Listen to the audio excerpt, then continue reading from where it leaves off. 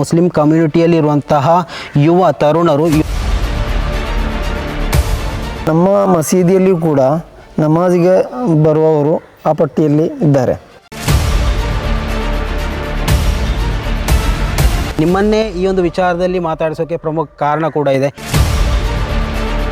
ಸರ್ವೇಸಾಮಾನ್ಯವಾಗಿ ಇಲ್ಲಿ supreme court, ಹೈಕೋರ್ಟ್ಗಳು ಏನು ನಾವು ನಮ್ಮ ದೇಶದಲ್ಲಿ ಕಾಣ್ತೇವೆ, ಅದೇ ರೀತಿಯಲ್ಲಿ ಒಂದು ಗ್ರಾಮಕ್ಕೆ ಅಂತ ಹೇಳಿ ಸುಪ್ರೀಂ ಆಗಿರುವಂಥದ್ದೇ ಇಂತಹ ಒಂದು ಜಮಾತುಗಳು. ನಮ್ಮ ಊರಲ್ಲಿ ನಮ್ಮ ಬೆಸ್ಟ್ ಫ್ರೆಂಡ್ಸ್ ಆಗಿರೋದು ಹಿಂದೂಸ್ ಜಾಸ್ತಿ ಇದ್ದಾರೆ. ಲಹರಿ ಕ್ಯಾನ್ಸಲ್ ಮಾಡದಿದ್ದರೆ ಲಹರಿದಲ್ಲಿ ಬೇರೆ ತಪ್ಪು ಥರ ಅಲ್ಲ, ಅದರಿಂದ ನಷ್ಟ ಬರುವುದು ಒಂದು ಅವನಿಗೆ, ಅವನ ಕುಟುಂಬಕ್ಕೆ, ಅವನ ಊರಿಗೆ, ಅವನ ಸಮುದಾಯಕ್ಕೆ. ಹೆಲೋ ಹಾಯ್ ಎಲ್ಲರೂ ನಮಸ್ಕಾರ, welcome back to Janata agent. ನಾವಿವತ್ತು ಇರ್ದೆ ಪಳ್ಳಿ ತಡ್ಕ ಅನ್ನುವಂತಹ ಈ ಒಂದು ಪ್ರದೇಶದಲ್ಲಿದ್ದೇವೆ. ನಿಮಗೆಲ್ಲ ಗೊತ್ತಿರ್ಬೋದು, ಈ ಒಂದು ತಿಂಗಳಲ್ಲಿ ರಾಜ್ಯದ ಹಲವು ಕಡೆಗಳಲ್ಲಿ, ಪ್ರತ್ಯೇಕವಾಗಿ ಕರಾವಳಿ ಭಾಗದಲ್ಲಿ ಮಾನ್ಯ SP ಅವರು ಇರ್ಬೋದು ಅಥವಾ ಕಮಿಷನ್ ಅವರ ನಿರ್ದೇಶನದಂತೆ ಹಲವು ಕಡೆಗಳಲ್ಲಿ ಡ್ರಗ್ಸ್ ಜಾಲಗಳನ್ನು ಹಿಡಿದಿರುವಂತಹ ವಿಚಾರ ನಿಮ್ಮ ಗಮನಕ್ಕೂ ಕೂಡ ಬಂದಿರ್ಬೋದು. ಸೊ ಅದೇ ರೀತಿಯಲ್ಲಿ ಪೇರಲ್ ತಡ್ಕ ಎನ್ನುವಂತಹ ಈ ಒಂದು ಇರ್ದೆ ಪಳ್ಳಿ ತಡ್ಕ ಅಥವಾ ಈ ಒಂದು ಬೆಂದ್ರ ತೀರ್ಥ ಎನ್ನುವಂತಹ ಪ್ರದೇಶದಲ್ಲಿ ಮೊನ್ನೆ ದಿವಸಗಳಲ್ಲಿ ದೊಡ್ಡ ಮಟ್ಟದ ಕಾರ್ಯಾಚರಣೆ ನಡೆದಿರುವಂಥದ್ದು. ಈ 2 ದಿವಸಗಳಲ್ಲಿ ಇಲ್ಲಿ ಸರಿಸುಮಾರು 6 ರಿಂದ 7 ಲಕ್ಷದಷ್ಟು ಬೃಹದಾಕಾರದ ದೊಡ್ಡ ದಂಧೆಯನ್ನು, ಆ ಒಂದು ಜಾಲವನ್ನು ಹಿಡಿದಿರುವಂಥದ್ದು. 4 ವ್ಯಕ್ತಿಗಳನ್ನು ಅರೆಸ್ಟ್ ಮಾಡಿರುವಂಥದ್ದು. ನೋಡಿ, ಈ ಕಡೆ ಗಮನಿಸ್ತಾ ಹೋದರೆ ಬೆಂದ್ರ ತೀರ್ಥ ಅನ್ನುವಂತಹ ಪುಣ್ಯ ಸ್ಥಳ ಇರುವಂತಹ ಒಂದು ಪ್ರದೇಶ ಆಗಿದ್ದರೆ, ನನ್ನ ಎಡಭಾಗಕ್ಕೆ ನೀವು ಗಮನಿಸುವುದಾದರೆ ಇಲ್ಲಿ ಇರ್ದೆ ಪಳ್ಳಿ ತಡ್ಕ ಎನ್ನುವಂತಹ ದೊಡ್ಡ ಮಕಾಮ್ ಇರುವಂತಹ ಒಂದು ಪ್ರದೇಶ. ಅಂದರೆ ಹಿಂದೂ ಮುಸಲ್ಮಾನರಿಗೆ ಸಹಬಾಳ್ವೆಯಿಂದ ಇಲ್ಲಿ ಜೀವನ ನಡೆಸ್ತಾ ಇರುವಂತಹ ಒಂದು ಪ್ರದೇಶದಲ್ಲಿ ಇಷ್ಟು ದೊಡ್ಡ ಮಟ್ಟದ ಒಂದು ಡ್ರಗ್ಸ್ ಜಾಲವನ್ನು ಪೊಲೀಸರು ಹಿಡಿದಿದ್ದಾರೆ. ಅಂದರೆ ಇದರ ಹಿಂದೆ ಸಾರ್ವಜನಿಕರು ಅಥವಾ ಈ ಒಂದು ಸಾರ್ವಜನಿಕರಿಗೆ ಇದನ್ನು ಸಪ್ಲೈ ಮಾಡ್ತಾ ಇದ್ದಂತಹ ವ್ಯಕ್ತಿಗಳು, ಸೊ ಇವೆಲ್ಲವನ್ನು ಹೆಡೆಮುರಿ ಕಟ್ಟುತ್ತಾ ಇರುವಂತಹ ಪೊಲೀಸರು ಇವತ್ತು 4 ಮಂದಿಯನ್ನು ಅರೆಸ್ಟ್ ಮಾಡಿದ್ದಾರೆ. ಆದರೆ ಇದರ ಹಿಂದೆ ಇರುವಂತಹ ದೊಡ್ಡ ಜಾಲವನ್ನು ಇದೀಗ ಪತ್ತೆ ಹಚ್ಚಬೇಕಾಗಿದೆ. ಆ ಒಂದು ದೊಡ್ಡ ಕೆಲಸವನ್ನು ಇವತ್ತು ಪೊಲೀಸರುಗಳು ಮಾಡಬೇಕಾದಂತಹ ಪರಿಸ್ಥಿತಿ ಬಂದೊದಗಿರುವಂಥದ್ದು. ಸೊ ಇವತ್ತು ನಾವು ಈ ಒಂದು ಗ್ರಾಮಕ್ಕೆ ಬಂದಿದ್ದೇವೆ. ಈ ಒಂದು ಗ್ರಾಮಸ್ಥರನ್ನು ಈ ಒಂದು ವಿಚಾರಕ್ಕೆ ಸಂಬಂಧಪಟ್ಟು ಮಾತನಾಡಿಸುವಂತಹ ಒಂದು ಪ್ರಯತ್ನಗಳನ್ನು ಖಂಡಿತವಾಗಿಯೂ ಮಾಡ್ತೇವೆ. ನಾವಿವಾಗ ಇರ್ದೆ ಪೇರಲ್ ತಡ್ಕ ಜುಮಾ ಮಸೀದಿ, ಬದ್ರಿಯಾ ಜುಮಾ ಮಸೀದಿ ಹತ್ತಿರ ಇದ್ದೇವೆ. ಸೊ ಈ ಒಂದು ಸಮುದಾಯದ ಬಗ್ಗೆ, ಈ ಒಂದು ವಿಚಾರದ ಬಗ್ಗೆ ನೀವು ಗಮನಿಸಿರ್ತೀರ. ಸೊ ಈ ಸಮುದಾಯದ ಪ್ರಮುಖ ವಿದ್ವಾಂಸರು ಮತ್ತು ಈ ಒಂದು ಮತ ಪಂಡಿತರು ಅಂತ ಕಳಿಸ್ಕೊಳ್ಳುವಂತಹ ಈ ವ್ಯಕ್ತಿಗಳ ಜೊತೆ ನಾವು ಮಾತನಾಡಿಸಲಿದ್ದೇವೆ. ಮೊದಲನೇದಾಗಿ ಬದ್ರಿಯಾ ಜುಮಾ ಮಸೀದಿ ಇದರ ಖತೀಬರು ಕೂಡ ಹೌದು, ಕರ್ನಾಟಕ ರಾಜ್ಯ ಬಾಕವಿ ಉಲಮಾ ಒಕ್ಕೂಟದ ಪ್ರಧಾನ ಕಾರ್ಯದರ್ಶಿ ಕೂಡ ಆಗಿರುವಂತಹ ಖತೀಬರು ಹಾರಿಸ್ ಬಾಕವಿಯವರು ಕೂಡ ನಮ್ಮ ಜೊತೆಗಿದ್ದಾರೆ.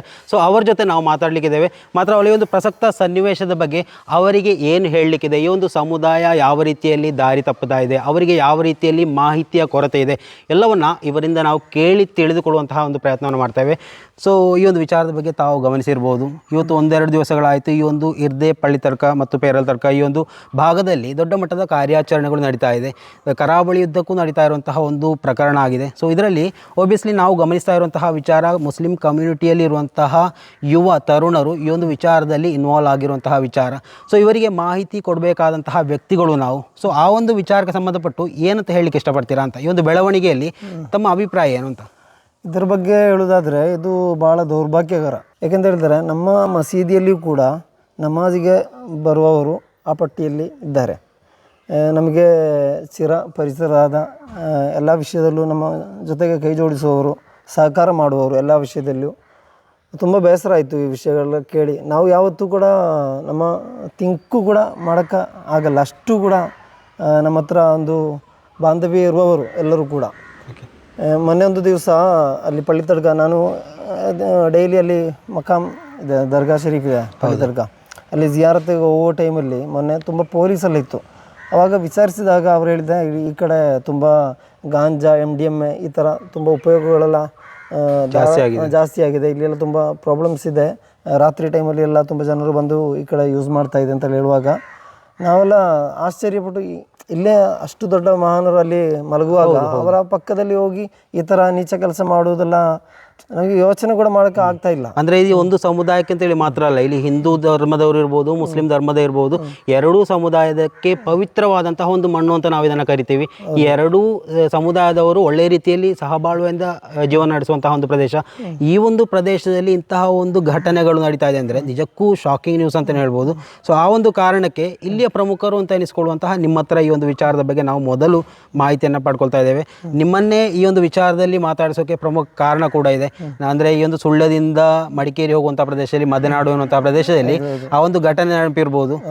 ನೀವು ಆ ಒಂದು ವ್ಯಕ್ತಿ ಸಾವು ಜೀವನದ ನಡುವೆ ಹೋರಾಟ ನಡೆಸ್ತಾ ಇದ್ದ ಸಂದರ್ಭದಲ್ಲಿ ಏಕಾಏಕಿ ಆ ಒಂದು ನೀರಿನ ಒಳಗಡೆ ಧುಮುಕಿ ಆ ಒಂದು ವ್ಯಕ್ತಿಯನ್ನು ರಕ್ಷಣೆ ಮಾಡಿದಂತಹ ವಿಡಿಯೋ ಸಾಮಾಜಿಕ ಜಾಲತಾಣದಲ್ಲಿ ವೈರಲ್ ಆಗಿತ್ತು.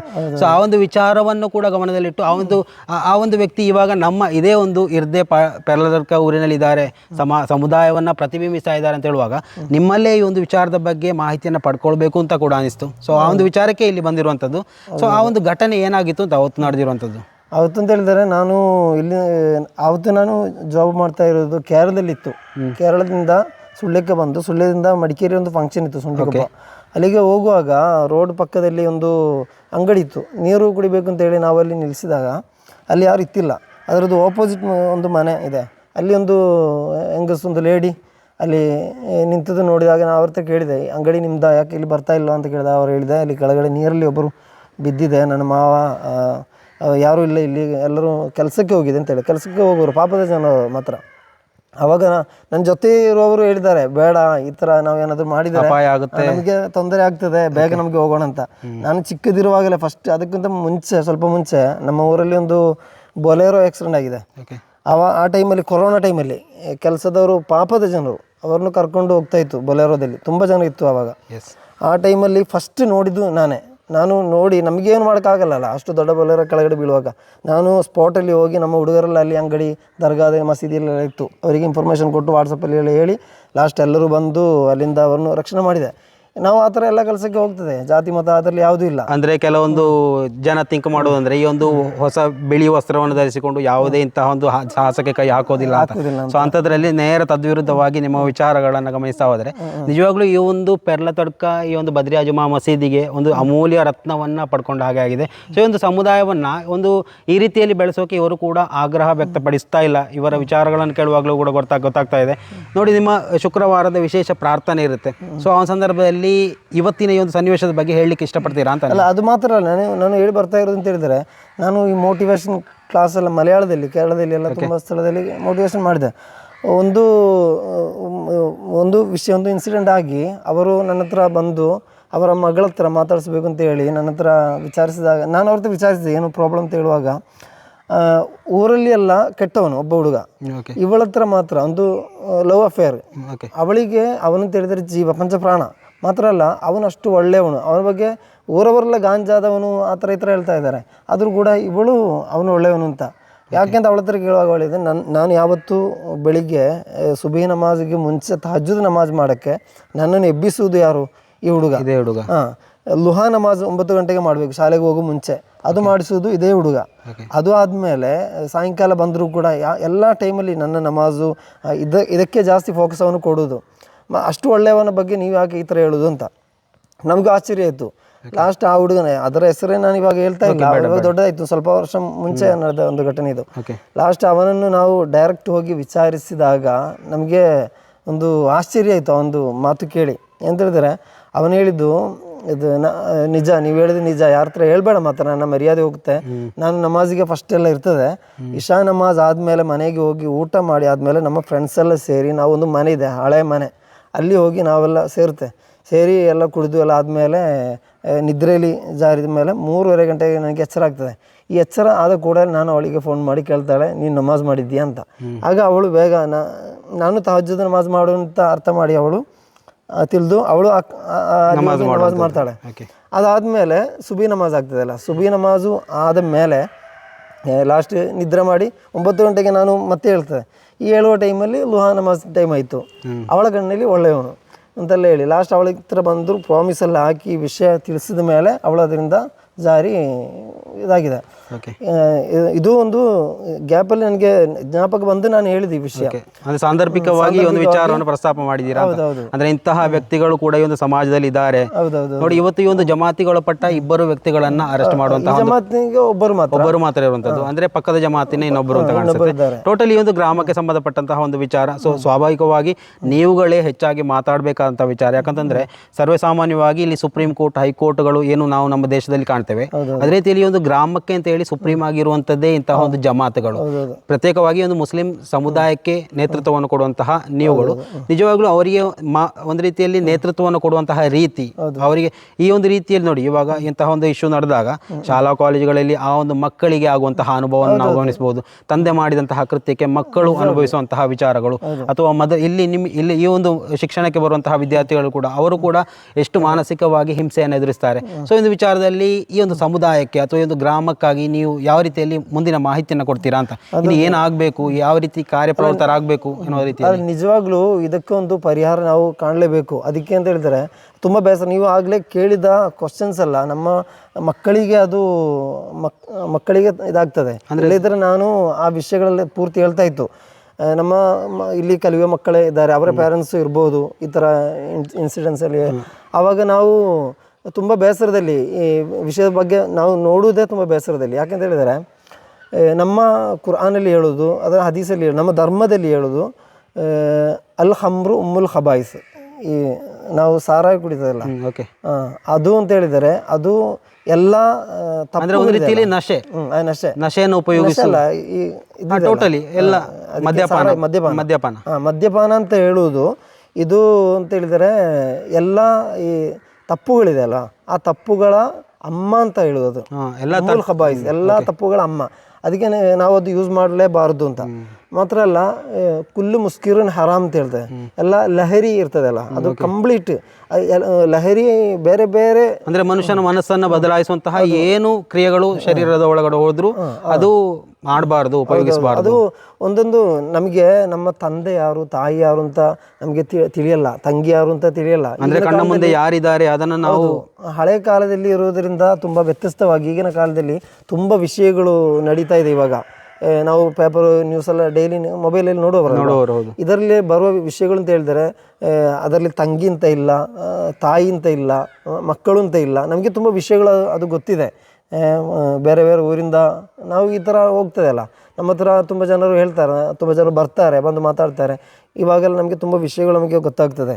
ಮುಸ್ಲಿಂ ಜಮಾತ್ ಅಂತ ಏನಿಲ್ಲ, ಎಲ್ಲರೂ ಕೂಡ ಸಾರ್ವಜನಿಕರು ಅಂತ ಹೇಳಿ ನಾನು ಹೇಳುದು ಅಂತ ಹೇಳಿದ್ರೆ, ಫಸ್ಟ್ ಆಫ್ ಆಲ್ ನಮ್ಮ ಊರಲ್ಲಿ ನಮ್ಮ ಬೆಸ್ಟ್ ಫ್ರೆಂಡ್ಸ್ ಆಗಿರೋದು ಹಿಂದೂಸ್ ಜಾಸ್ತಿ ಇದ್ದಾರೆ.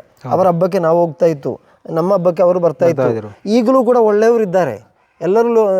ನಾವು ಮೊನ್ನೆ ಒಂದು ಪುತ್ತೂರಿಗೆ ಹೋಗೊಂದು ಬೇರೊಂದು ಕೆಲಸಕ್ಕೆ ಹೋಗಿದೆ, ಅಲ್ಲಿ ಹೋಗಿ ಅಲ್ಲಿ ಅವ್ರ ಹತ್ರ ಮಾತಾಡುವಾಗೆಲ್ಲ ತುಂಬ ಖುಷಿ ಆಯಿತು. ಆದರೂ ಕೂಡ ಒಂದೊಂದು ಕಡೆ ನಾವು ಹೋಗುವಾಗ ಅವರ ಮುಖದಲ್ಲಿ ನೋಡುವಾಗೆಲ್ಲ ತುಂಬ ನಮಗೆ ಬೇಸರ ಆಗ್ತದೆ. ಅವರಿಗೆ ನಮ್ಮ ಹತ್ರ ಏನೋ ಸಿಟ್ಟಿರೋ ಥರ. ಅದು ಇದೆಲ್ಲ ಬರೋದು ಎಲ್ಲಿಂದ? ಈ ಲಹರಿಯಿಂದ ಬರೋದು. ಈ ಗಾಂಜಾ, MDMA, ಈ ಸಾರಾಯಿ ಎಲ್ಲ ಇರ್ತದಲ್ಲ, ಇದೆಲ್ಲ ಯೂಸ್ ಮಾಡೋದರಿಂದ ಈ ಥರ ಬರೋದು. ಇದು ಫಸ್ಟ್ ಈ ಸ್ಕೂಲ್ ಕಾಂಪೌಂಡ್ ಇರ್ತದಲ್ಲ, ಅದರದ್ದೆಲ್ಲ ಪಕ್ಕದಲ್ಲಿ ಅಂಗಡಿಯೆಲ್ಲ ಇಟ್ಟುಕೊಂಡು ಅಲ್ಲಿದ್ರೆ ಒಬ್ಬೊಬ್ಬರು ಬರ್ತಾರೆ, ಬಂದು ಚಾಕ್ಲೇಟ್ ರೂಪದಲ್ಲಿ ಫಸ್ಟ್ ಕೊಡೋದು. ಅದಾದಮೇಲೆ ಆಗಿ ಆಗಿ ಆಗಿ ಆಗಿ ಲಾಸ್ಟ್ ಅದೆಲ್ಲ ಇವಾಗ ಕಾಮನ್ ಆಗಿಬಿಟ್ಟಿದೆ ಎಲ್ಲ ಕಡೆಗಳಲ್ಲಿ, ಪಟ್ಟಣ ಪ್ರದೇಶಗಳಲ್ಲಿ ಕಾಮನ್ ಆಗಿರುವಂತಹ ವಿಚಾರ. ಮಾತ್ರಲ್ಲ, ಇವಾಗ ನಮ್ಮ ಒಂದು ಚಿಕ್ಕ ತಪ್ಪು ನಡೆಯುವಾಗಲೇ ನಮ್ಮ ಹಳೆ ಕಾಲದಲ್ಲಿ ನಮ್ಮ ಗುರುಗಳನ್ನು ಹೆದರ್ತಾ ಇತ್ತು, ಪೇರೆಂಟ್ಸನ್ನು ಹೆದರ್ತಾ ಇತ್ತು, ದೊಡ್ಡವ್ರನ್ನ ಹೆದರ್ತಾ ಇತ್ತು. ಈಗಿನ ಕಾಲದಲ್ಲಿ ಗುರುಗಳು ಹೊಡೆದರೆ ಪೊಲೀಸ್ ಜೈಲಲ್ಲಿ ಕಳಿಬೇಕಾಗ್ತದೆ. ಅದಕ್ಕೆ ನಮ್ಮ ಗುರುಗಳು ಹೇಳ್ತಾ ಇತ್ತು, ನಮಗೆ ಒಬ್ಬರಿಗೆ ದಾರಿ ತೋರಿಸೋದು 2 ಟೈಪ್ ಇದೆ. ಒಂದು ಅಂತ ಹೇಳಿದರೆ ಅವರ ಕೈ ಹಿಡಿದು ನಾವು ಅಲ್ಲಿಗೆ ತಲುಪಿಸೋದು, ಇನ್ನೊಂದು ಅವರಿಗೆ ಹೇಳೋದು. ಅದರಲ್ಲಿ ಈಗಿನ ಕಾಲದಲ್ಲಿ ಬೆಟ್ರ್ ನಾವು ಹೇಳುವುದು ಮಾತ್ರ. ಯಾಕೆಂತ ಹೇಳಿದರೆ ಕೈ ಹಿಡಿದು ಅಲ್ಲಿಗೆ ತಲುಪಿಸಕ್ಕೆ ಹೋದರೆ ನಾವು ಜೈಲಲ್ಲಿ ಪ್ರಕರಣ ದಾಖಲಾಗುತ್ತೆ, ಹಲ್ಲೆ ಕೇಸ್ ದಾಖಲಾಗುತ್ತೆ. ಹೌದು, ನಾವೆಲ್ಲ ಕಲಿತಾ ಇದ್ದಂಥ ಸಂದರ್ಭದಲ್ಲಿ ಹೊಡೆದ್ರು ಅದು ಪರವಾಗಿಲ್ಲ ಅಂತ ಮನೆಗೆ ಹೋಗಿ ಹೇಳಿದ್ರೆ ಮನೆಯಿಂದಲೂ ಹೊಡಿತಾ ಇದ್ರು. ಆದರೆ ಇವತ್ತು ಅಧ್ಯಾಪಕರು ಹೊಡೆದ್ರು ಅಂತ ಹೇಳಿದ್ರೆ ಅವರು ಯಾವಾಗ ಬೆತ್ತ ಕೆಳಗೆ ಮಡಗಿದೆ ಆವಾಗ ಪೊಲೀಸರ ಕೈಯಲ್ಲಿ ಲಾಠಿ ಇವಾಗ ಜಾಸ್ತಿ. ಅಧ್ಯಾಪಕರ ಕೈಯಿಂದ ಯಾವಾಗ ಬೆತ್ತ ಕೆಳಗಡೆ ಬಿತ್ತು ಲಾಠಿ ಕೈಗೆತ್ತು ಅಂತ ಪರಿಸ್ಥಿತಿ ಇವಾಗ ಬಂದಿದೆ. ಸೊ ಇಲ್ಲಿ ನಾನು ಕೇಳುವಂತಹ ಪ್ರಮುಖ ಪ್ರಶ್ನೆಗಳಲ್ಲಿ ಒಂದು, ಇಂತಹ ಒಂದು ಪ್ರಕ್ರಿಯೆಗಳು ನಡೆದಂತಹ ಸಂದರ್ಭದಲ್ಲಿ ಆ ಒಂದು ವ್ಯಕ್ತಿಯನ್ನ ಈ ಒಂದು ಸಮಾಜದಿಂದ ಸಮುದಾಯದಿಂದ ದೂರ ಇಡುವಂತಹ ಪ್ರಯತ್ನ ಮಾಡ್ತೀರಾ, ಅಥವಾ ಜೊತೆಯಾಗಿ ಆತನನ್ನ ಒಳ್ಳೆ ರೀತಿಯಲ್ಲಿ ತಿದ್ದುವಂತಹ ಪ್ರಯತ್ನ ಮಾಡ್ತೀರಾ ಅಂತ? ಆತನನ್ನು ಒಳ್ಳೆ ರೀತಿಯಲ್ಲಿ ತಿದ್ದುವ ಪ್ರಯತ್ನ ಮಾಡಬೇಕು. ಅವರ ಫ್ಯಾಮಿಲಿ ನನ್ನ ಹತ್ರ ಮಾತಾಡಿದಾಗ ಅವರ ಫ್ಯಾಮಿಲಿ ಎಲ್ಲ ಇಲ್ಲಿ ಈ ಜಮಾತಿನ ಒಳಗಪಟ್ಟವರು ಅವ್ರನ್ನ ಬಿಟ್ಟು ಡಿವೋರ್ಸ್ ಆಗಿ ಹೋಗ್ಬೇಕು ಅಂತೆಲ್ಲ ಹೇಳಿ ಅಂತೆಲ್ಲ ಮಾತೆಲ್ಲ ಇತ್ತು. ಅವಾಗ ನಾನು ಅವ್ರ ಹತ್ರ ಹೇಳಿದ್ದು, ಇವಾಗ ಜೈಲಲ್ಲಿ ಇದೆ ಅಲ್ಲ, ಸ್ವಲ್ಪ ದಿವಸ ಅಲ್ಲೇ ಇರಲಿ ಇದು ಅಂತ ಹೇಳಿದರೆ ಒಂಥರ ಒಂದು ಸ್ವಲ್ಪ ದಿನ ಬಿಟ್ಟು ನಿಂತರೆ ಏನಾಗ್ತದೆ, ಅವರ ಮೈಂಡಲ್ಲಿ ಅದೆಲ್ಲ ಬಿಟ್ಟು ಹೋಗ್ತಾ ಅವರು ಒಳ್ಳೆಯವರಾಗಿ ಬರ್ತದೆ ಅಲ್ಲ. 1-2 ತಿಂಗಳೆಲ್ಲ ಜೈಲಲ್ಲಿ ನಿಂತರೆ ಇದು ಸಿಗಲ್ಲ ಅಲ್ಲಿ. ಆವಾಗ ಅವರಿಗೆ ಒಂದು ಚಿಂತೆ ಬರ್ತದೆ, ಕುಟುಂಬದಿಂದ ದೂರ ಇದ್ದು ಮಕ್ಕಳೆಲ್ಲ ಒಳ್ಳೆ ಮಕ್ಕಳು, ದೊಡ್ಡ ಮಕ್ಕಳಾಗಿದ್ದಾರೆ, ಒಳ್ಳೆ ಮಕ್ಕಳು, ಅವರಿಗೆಲ್ಲ ತುಂಬ ಬೇಸರ. ಅಪ್ಪ ಅಂತ ಹೇಳಿದ್ರೆ ಅಷ್ಟು ಜೀವ ಇರುವ ಮಕ್ಕಳು ಅವರೆಲ್ಲ. ಇಲ್ಲಿ ಊರವರಿಗೆ ಫುಲ್ ಬೇಸರ. ಇಲ್ಲಿ ಎಲ್ಲರೂ ಈ ಜಮಾತ್ ಅಧ್ಯಕ್ಷರು ಇರ್ಬೋದು, ಉಪಾಧ್ಯಕ್ಷರು ಮತ್ತು ಸೆಕ್ರೆಟರಿ ಎಲ್ಲರೂ ಸೇರಿ ಜಮಾತ್ ಬಾಂಧವರೆಲ್ಲ ತುಂಬ ನಂತರ ಬಂದು ನಮಗೆ ನಿನ್ನೆ ಕೂಡ ಫೋನ್ ಮಾಡಿ ಕೇಳಿದ್ದಾರೆ, ನಮಗೆ ಇದಕ್ಕೆ ಏನು ಪರಿಹಾರ ಅಂತ ಕಾಣಬೇಕಲ್ಲ. ನಾನು ಹೇಳಿದೆ, ನಮಗೆ ಒಂದು ಮೋಟಿವೇಶನ್ ಕ್ಲಾಸ್ ಎಲ್ಲ ಮಾಡಿ ಜನರೆಲ್ಲ ಸೇರಿಸಿ ಒಂದು ರೀತಿಯಲ್ಲಿ ಜನಜಾಗೃತಿ ಸಭೆ ಅನ್ನುವಂತಹ ರೀತಿಯಲ್ಲಿ ಮಾಡಿ ಜನರಿಗೆ ಒಂದು ವಿಚಾರದಲ್ಲಿ ಮೋಟಿವೇಟ್ ಮಾಡುವಂತಹ ರೀತಿಯಲ್ಲಿನ ಕಾರ್ಯಕ್ರಮಗಳನ್ನು ಹಮ್ಮಿಕೊಳ್ಳುವುದು, ಇಂತಹ ಪ್ರವೃತ್ತಿಗಳನ್ನು ಮಾಡುವಂತಹ ವ್ಯಕ್ತಿಗಳನ್ನ ಕೂಡ ಜೊತೆ ಸೇರಿಸಿಕೊಂಡು ಅವರಿಗೆ ಕ್ಲಾಸ್ ಕೊಟ್ಟು ಅವರನ್ನ ಮನ ಪರಿವರ್ತನೆ ಮಾಡುವಂತಹ ರೀತಿಗಳು ಆ ಥರ ಮಾಡ್ತಾ ಇದೆ. ಅದರ ಬಗ್ಗೆ ನಾವು ಇವಾಗ ಚರ್ಚೆ ಎಲ್ಲ ಮಾಡಿದೆ. ಇವಾಗ ಮುಂದಿನ ದಿನಗಳಲ್ಲಿ ನಾವು ಅದು ಮಾಡ್ತದೆ. ಮತ್ತು ಅದಕ್ಕಿಂತೆಲ್ಲ ಮಿಗಿಲಾಗಿರೋದು ಬೇರೆ ವಿಷಯ ಏನಂತ ಹೇಳಿದರೆ, ಇದೆಲ್ಲ ಮಾರಾಟ ಮಾಡುವವರು ಇರ್ತಾರೆ, ದೊಡ್ಡ ಸೌಕರ್ಯ ಕೈಗೆ ತಲುಪಿಸುವವರು. ಅಲ್ಲ, ಅದಕ್ಕಿಂತ ಮೇಲೆ ಇರ್ತಾರೆ, ಇದಕ್ಕೆಲ್ಲ ದುಡ್ಡು ಮಾಡ್ತಾರೆ, ಇನ್ವೆಸ್ಟ್ ಮಾಡುವವರು. ಅವರನ್ನು ಫಸ್ಟ್ ಹಿಡಿದು ಜೈಲಿಗೆ ಹಾಕಬೇಕು. ಅವರು ಇದೆಲ್ಲ ಮಾಡಿ ಲಾಸ್ಟ್ ಏನಾದರೂ ಸನ್ಮಾನ ಎಲ್ಲ ಇರುವಾಗ ಪ್ರಮುಖ ವ್ಯಕ್ತಿಗಳು ವೇದಿಕೆಯಲ್ಲಿ ಇರ್ತಾರೆ, ಆರೋಪಿ ಸ್ಥಾನದಲ್ಲಿ ಜನಸಾಮಾನ್ಯರು ಇರ್ತಾರೆ ಅಂತ ಹೇಳ್ತೀರಾ? ಇವರಿಗೆ ಫ್ಯಾಮಿಲಿ ಅವರಿಗೇನು ನಷ್ಟ ಇಲ್ಲ, ನಷ್ಟ ಆಗುವುದು ಪೂರ್ತಿ ಯಾರಿಗೆ?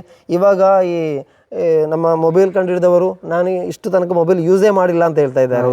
ಇಂಟರ್ನೆಟ್ ಅದರ ದುಷ್ಪರಿಣಾಮಗಳ ಬಗ್ಗೆ ಅವರಿಗೆ ಮಾಹಿತಿ ಇದೆ, ಇವರಿಗೆ ಈ ಬಗ್ಗೆ ಮಾಹಿತಿ ಇಲ್ಲ ಅಂತ ಹೇಳ್ತೀರಾ ಅಂತ? ಖಂಡಿತ ಆಗಿ ಹೌದು. ಈ ಒಂದು ವಿಚಾರದಲ್ಲಿ ಜನಸಾಮಾನ್ಯರಿಗೆ ಮನವರಿಕೆ ಮಾಡಿಸುವಂತಹ ಕಾರ್ಯಕ್ರಮಗಳು ನಡಿಬೇಕಾಗಿದೆ ಅಂತ ಇವರು ಇವತ್ತು ಮಾತಾಡ್ತಾ ಇರುವಂಥದ್ದು. ಅಂದರೆ ನಿಜವಾಗಿ ಇವರನ್ನು ಮಾತನಾಡಿಸುವ ಉದ್ದೇಶ ಅದೇ ಆಗಿತ್ತು. ಆ ಒಂದು ಕುಟುಂಬವನ್ನು ಯಾವ ರೀತಿಯಲ್ಲಿ ಸಮಾಜ ದೂರ ಇಡುತ್ತೆ, ಆ ಒಂದು ಕುಟುಂಬಸ್ಥರನ್ನು ಯಾವ ರೀತಿಯಲ್ಲಿ ಸಮಾಜ ನೋಡುತ್ತೆ ಅನ್ನೋದರ ಬಗ್ಗೆ ಈ ಒಂದು ಕಾರ್ಯಕ್ರಮದ ಮುಖಾಂತರ ಅವರಿಗೆ ಯಾವುದೇ ಬೇಸರ ಆಗದೇ ಇರೋ ರೀತಿಯಲ್ಲಿ, ಅವರನ್ನು ದೂರ ಮಾಡದೇ ಇರೋ ರೀತಿಯಲ್ಲಿ, ಅವರನ್ನು ಜೊತೆ ಸೇರಿಸಿಕೊಂಡು ಅವರ ಮನ ಪರಿವರ್ತನೆ ಮಾಡುವಂತಹ ಪ್ರಯತ್ನಗಳು ಇವರಿಂದ ಆಗುತ್ತೆ. ಈ ಒಂದು ಜಮಾತುಗಳ ಪಟ್ಟು ಈ ಒಂದು ವಿಚಾರದ ಬಗ್ಗೆ ಸಭೆಗಳು ನಡೀತಾ ಇದೆ ಅಂತ ಕೇಳುವಾಗ ತುಂಬ ಖುಷಿ ಆಯಿತು.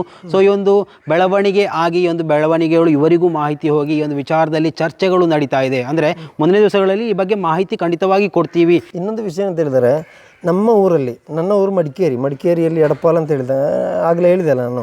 ನಮ್ಮ ಆ ಕಡೆ ಎಲ್ಲ ಜಮಾತೆ ಅಂತ ಹೇಳಿದರೆ ಏನಾದರೂ ಒಂದು ತಪ್ಪು ಕಂಡ್ರೆ ಅಲ್ಲಿ ಕರ್ಕಶವಾಗಿ ರೂಲ್ಸ್ ತೆಗಿತಾರೆ. ಒಂದು ಇವಾಗ ಕೂದಲು ಕಟ್ ಮಾಡೋದು, ಈಗಿನ ಕಾಲದಲ್ಲಿ ಮೊನ್ನೆ ಒಂದು ಮನೆಯಿಂದ ಕಳ್ಳತನ ಆಯಿತು, ಹಸುವನ್ನು ಕದ್ದಿತು.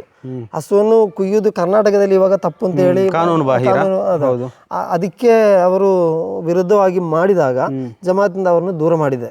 ಜಮಾತಿನಿಂದ ಒಂದು ಸದಸ್ಯತ್ವವನ್ನು ಮತ್ತೆ ದಫನ್ ಮಾಡಕ್ಕಾಗಲ್ಲ, ನಿಕ್ಕಾಹ್ ಮಾಡಕ್ಕಾಗಲ್ಲ, ಅವರ ಮನೆಯಲ್ಲಿ ಏನಾದ್ರು ಧಾರ್ಮಿಕ ಆಚರಣೆಗಳು ಯಾವುದೂ ನಡೆಯೋದಿಲ್ಲ. ಅದು ತುಂಬಾ ಕಷ್ಟ ಆಗ್ತದೆ. ಈ ಪರಿಸರದಲ್ಲಿ ಏನಂತ ಹೇಳಿದ್ರೆ, ದಕ್ಷಿಣ ಕನ್ನಡ ಜಿಲ್ಲೆಯಲ್ಲಿ ನಾನು ನೋಡಿದ್ದು, ಒಬ್ಬರಿಗೆ ಒಂದು 5 ಜಮಾತಲ್ಲ ಇರ್ತದೆ, ಇಲ್ಲಿ ಇಲ್ಲದ್ರೆ ಅಲ್ಲಿ.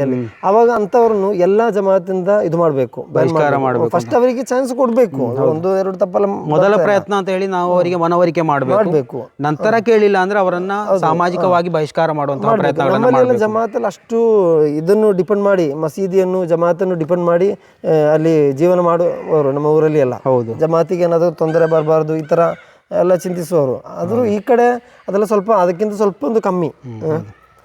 ಸೊ ಈ ಒಂದು ವಿಚಾರ ಹೊರಗಡೆ ಬರ್ತಾ ಇದ್ದಂತೆ ನೋಡಿ, ಇವಾಗ ಸದ್ಯದ ಮಟ್ಟಿಗೆ ಈ ಒಂದು ಪ್ರದೇಶದಲ್ಲಿ ಹೆಚ್ಚಾಗಿ ಯುವಕರ ತಂಡ ಅಂತ ಹೇಳುವಾಗ ಕ್ರೀಡಾಪಟುಗಳು ಹೆಚ್ಚಾಗ್ತಾ ಇದ್ರು. ಕಬಡ್ಡಿ ಇರ್ಬೋದು, ವಾಲಿಬಾಲ್ ಇರ್ಬೋದು, ಕ್ರಿಕೆಟ್ನಲ್ಲಿ ಹೆಚ್ಚಾಗಿ ಕೇಳಲ್ಪಟ್ಟವರು.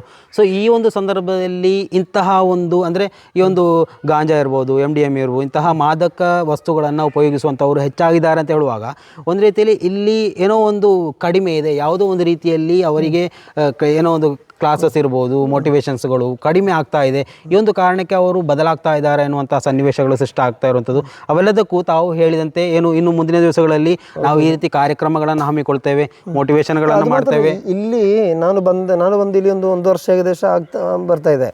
ಇಲ್ಲಿ ನಾನು ವಿಚಾರಿಸಿದಾಗ ಇಷ್ಟು ತನಕ ಯಾವ ತೊಂದರೆ, ಯಾವ ಜಾತಿಯವರಲ್ಲೂ ಕೂಡ ಈ ಅಲ್ಲಿ ತುಂಬ ರೆಸ್ಪೆಕ್ಟ್ ಅವ್ರು ಕೊಡ್ತಾ ಇದೆ. ಇಲ್ಲಿ ಇವಾಗ ನಡೆದ ಘಟನೆ ಇದೆ ಅಲ್ವಾ, ಅದು ಪಳ್ಳಿ ತಡ್ಕ ಅಲ್ಲಿ ದರ್ಗಾ ಪರಿಸರ ಅಲ್ಲಿ ಹೋಗಿ ಮಾಡಿದೆ ಅಂತ ಹೇಳುವವರು ಇದ್ದಾರಲ್ಲ, ಅವರು ಇಲ್ಲಿ ಬಂದು ಅಷ್ಟೇ ದಿನಗಳಾಗಿರೋದು, 1-2 ತಿಂಗಳು ಅಷ್ಟೇ ಅವರು ಇಲ್ಲಿಗೆ ಫ್ಯಾಮಿಲಿಯಾಗಿ ಇದು ಬಂದಿದ್ದು, ಬಾಡಿಗೆ ಮನೆ ತೆಗೆದು ಅವರು ಬಂದಿದ್ದು. ಅದಕ್ಕೂ ಮುಂಚೆ ಈ ಥರ ಏನು ಇತ್ತಿಲ್ಲ.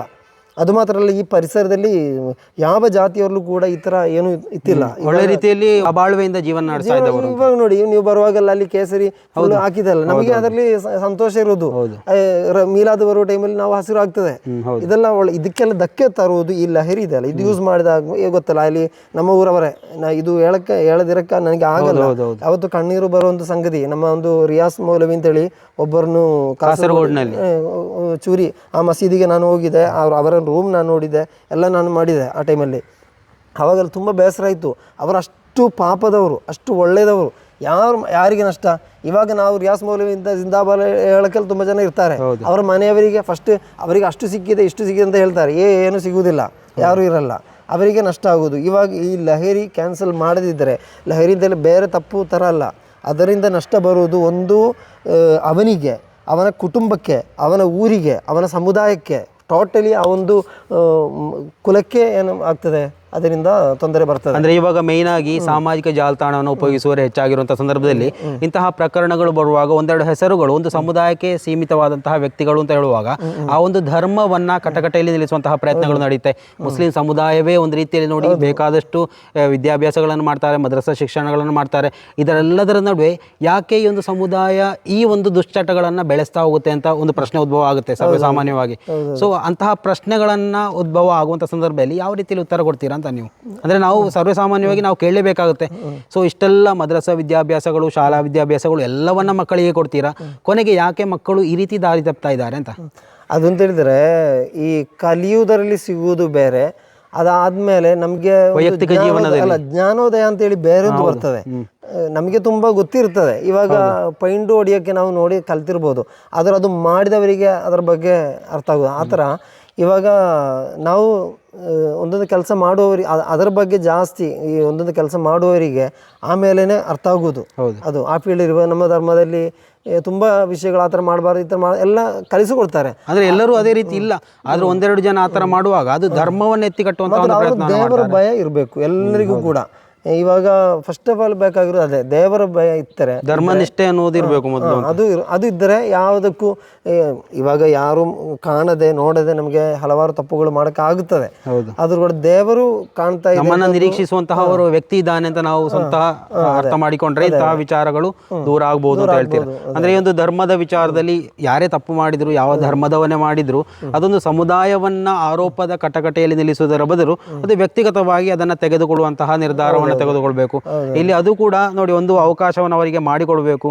ನೀವು ಹೇಳುವ ಪ್ರಕಾರ ಒಂದು ಅವಕಾಶವನ್ನು ಮಾಡಿಕೊಟ್ಟು ಅವರನ್ನ ಜೊತೆಯಾಗಿ ಸೇರಿಸಿಕೊಂಡು ಮುಂದಿನ ದಿವಸಗಳಲ್ಲಿ ತಪ್ಪು ಮಾಡದೇ ರೀತಿಯಲ್ಲಿ ಅವರನ್ನ ಮನ ಪರಿವರ್ತನೆ ಮಾಡಬೇಕು ಅಂತ ನೀವು ಹೇಳ್ತಾ ಇರುವಂತದ್ದು. ತುಂಬಾ ಪೇರೆಂಟ್ಸ್ ಎಲ್ಲ ನಮಗೆ ಫೋನ್ ಮಾಡಿ ಎಲ್ಲ ಹೇಳುವುದು, ದುಬೈನಿಂದ ಇಲ್ಲಿನವರ ಕೆಲಸದಲ್ಲಿದ್ದಾರೆ, ಅವರೆಲ್ಲ ಫೋನ್ ಮಾಡಿ ಹೇಳೋದು ನಮ್ಮ ಮಕ್ಕಳಿಗೆ ಏನಾಗುತ್ತದೆ ಅಂತ. ಲಾಸ್ಟ್ ಅವರು ನಮಗೆ ಗೊತ್ತಿಲ್ಲ, ನಾವು ಮನೆಯಿಂದ ಬೆಳಿಗ್ಗೆ ಕೆಲಸಕ್ಕೆ ಹೋಗೋದು, ಇವರು ಫ್ರೆಂಡ್ಸ್ ಜೊತೆ ಎಲ್ಲ ಸೇರಿ ಏನೆಲ್ಲ ಯೂಸ್ ಮಾಡ್ತಾರೆ ನಮಗೆ ಗೊತ್ತಿಲ್ಲ. ಇಂತಹ ಯುವಕರು ಬೆಳೆದ್ರೆ ನಮ್ಮ ಮಕ್ಕಳಿಗೆ ಅಪಾಯಕಾರಿ. ಅದೇ ಅಂದ್ರೆ ನಾವು ಎಷ್ಟೇ ಜಾಗರೂಕತೆಯಿಂದ ಬೆಳೆಸಿದ್ರು ಹೊರಗಡೆ ಒಂದು ಸಾರ್ವಜನಿಕವಾಗಿ ಬೆಳೆಯುವಂತಹ ಮಕ್ಕಳು ಇನ್ನೊಬ್ಬರ ಕೈಗೆ ಸಿಕ್ಕಿ ಹಾಕಿಕೊಂಡಲ್ಲಿ ಆಗುವಂತಹ ಬೆಳವಣಿಗೆಗಳು, ಆಗುವಂತಹ ಕೆಲವೊಂದು ಈ ರೀತಿಯ ಅಹಿತಕರ ಘಟನೆಗಳಿಗೆ ನಾವೇ ಒಂದು ರೀತಿಯಲ್ಲಿ ಬೀಗದ ಕೈ ಕೊಟ್ಟಾಗುತ್ತೆ, ಓಪನ್ ಮಾಡಿಬಿಟ್ಟು. ಸೊ ಆ ಒಂದು ರೀತಿಯಲ್ಲಿ ಜಾಗರೂಕರಾಗಿರ್ಬೇಕು.